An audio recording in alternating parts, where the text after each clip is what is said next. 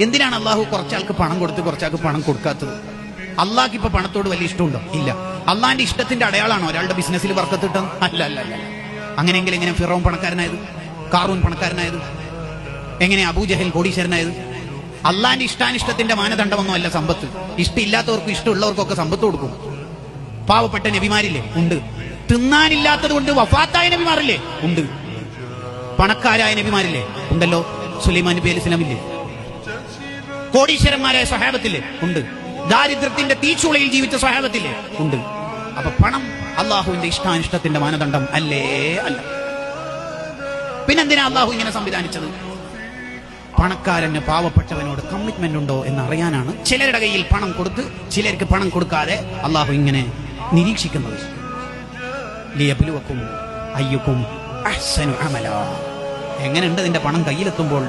നിന്റെ മനസ്സും നിന്റെ